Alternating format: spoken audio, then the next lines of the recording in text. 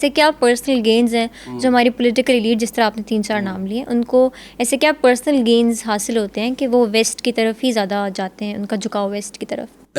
اس میں کئی ایگزامپلز ہیں. اب جیسے نواز شریف کی میں نے بات کی، اس طرح عمران خان کو بھی آپ دیکھ لیں تو ان کے بھی سارا جو کرکٹ کیریئر ہے اور ان کی تعلیم، بے نظیر کی تعلیم، ان سب آکسفورڈ سے یہ پڑھے، اور اسی طرح ان کی دوسری بھی ہوتی ہیں کہ ان کو آسان ہوتا ہے وہاں پہ بہت سے معاملات میں پراپرٹیز بنانے کے لیے. پھر آپ بہت سی چیزیں، آپ جیسے ٹیکس ایویژن وغیرہ، ٹیکس میں آپ کو بہت سی چھوٹ مل جاتی ہیں. برٹش ورجن آئی لینڈز ہیں اور دوسرے آئی لینڈز ہیں جہاں پہ آپ اپنی پراپرٹی وغیرہ کو کر سکتے ہو. یہ پناما وغیرہ کا جو سارا مسئلہ تھا وہ یہی تھا بیسیکلی، کہ بہت سے دنیا کے لیڈرز کے نام آئے تھے کہ جنہوں نے، یہ ویسٹ میں ہیں زیادہ تر جو آئی لینڈز ہیں اور جو ایسی ٹیکس ہیونز بنی ہوئی ہیں، یہ زیادہ ویسٹ کے نے بنائی ہوئی ہیں. سوئس بینکس بھی اس کی ایک بہت بڑی اگزامپل ہے.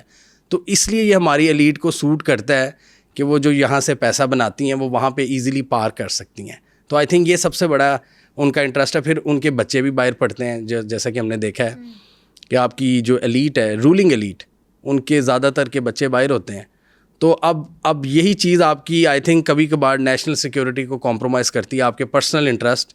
کہ اگر آپ نے کبھی یو ایس کے سینیٹر سے کوئی بات کرنی ہے تو آپ ان کی آنکھوں میں آنکھیں ڈال کے بات نہیں کر سکتے، کیونکہ آپ کو ڈر ہوگا کہ وہ آپ کے بچے کا وہ کینسل کرا سکتے ہیں داخلہ. اور وہ کرتے ہیں ایسے.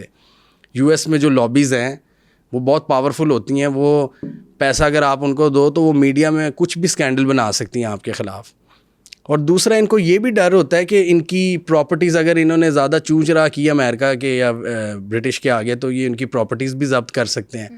رشیا یوکرین جنگ میں ہم نے دیکھا تھا کہ کس طرح پیوٹن کے جو اولیگارکس تھے، رشین اولیگارکس جو بلینرز تھے، ان کے ایسٹس کو کس طرح انہوں نے کانفسکیٹ کیا. تو یہ چیز جب یہاں کی ایلیٹ دیکھتی ہے تو وہ ان کے بھی جسے کہتے ہیں نا پسینے چھوٹ جاتے ہیں کہ یار کل کو اگر ہم نے ان کی پالیسیز کے خلاف گئے تو ہمارے ساتھ بھی ہماری بھی پراپرٹیز کو وہ ضبط کر سکتے ہیں. اچھا، اس سے مجھے یہ سمجھ میں آتی ہے کہ اگر آپ کی کوئی پولیٹیکل ایلیٹس ہیں، ان کی جو اسٹرنگز ہیں وہ کسی گلوبل پاور کے پاس ہے تو آپ کے ملک میں کچھ بھی کرا سکتے ہیں. تو کیا ایسا ہوتا ہے کہ جو ہمارے پولیٹیکل ایلیٹس ہیں، ان کے جو گلوبل پاورس کا ریلیشن شپ ہے، وہ ہماری انٹرنل پالیٹکس کو بہت زیادہ افیکٹ کرتے ہیں؟ جی، بہت زیادہ امپیکٹ کرتی ہے. کئی لوگ تو یہ کہتے ہیں کہ اسلام آباد کی جو سیاست کا دروازہ ہے وہ واشنگٹن سے ہو کے جاتا ہے.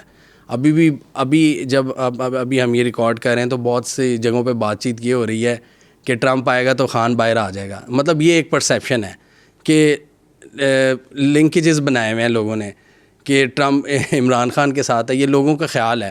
اس سے ظاہر ہوتا ہے کہ یو ایس میں جو چینج ہوگی اس کا کتنا زیادہ امپیکٹ ہو سکتا ہے پاکستان میں.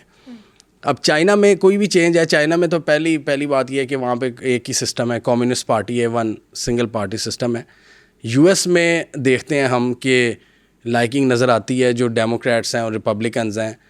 پرویز الہی نے ایک دفعہ ایک واقعہ بتایا تھا کہ 2008 کے الیکشنز میں جب ان کی گورنمنٹ ختم ہو رہی تھی مشرف کے ساتھ، بائیڈن، جان کیری اور تیسرے کوئی جان مکین تھے شاید، یہ 3 لوگ آئے تھے ادھر لاہور میں، یہ جو ان کی رہائش گاہ ہے ظہور الہی روڈ پر، اور انہوں نے کہا تھا کہ سوری اب آپ کی حکومت نہیں بن سکتی. پرویز الہی کو کہا، پرویز الہی اور شجاعت حسین کو کہا تھا کہ اب گورنمنٹ آئے گی زرداری کی. تو یہ ہم نے دیکھا ہے کہ ڈیموکریٹس کا ایک الائنمنٹ ہوتی ہے پیپل پارٹی کی طرف، کیونکہ زرداری صاحب ان سے بنا کے رکھتے ہیں اور وہاں پہ وہ لابیز کو بھی کرتے ہیں. یہ اس طرح کی خبریں آتی ہیں.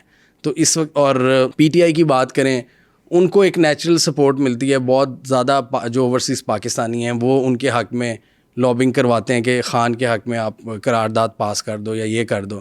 یہ ساری ایفرٹس وہ یو ایس میں کر رہے ہیں. اور اسی طرح اب میاں صاحب کو بھی دیکھ لیں تو وہ بھی وہاں پہ کوششیں کرتے ہیں الائنسز بنانے کی کہ وہاں پہ کچھ ایسا کریں کہ یہاں پہ چینج آ جائے. تو کلیئرلی وہاں جو کچھ ہوتا ہے یہاں پہ کلیئرلی امپیکٹ ہوتا ہے اس کا.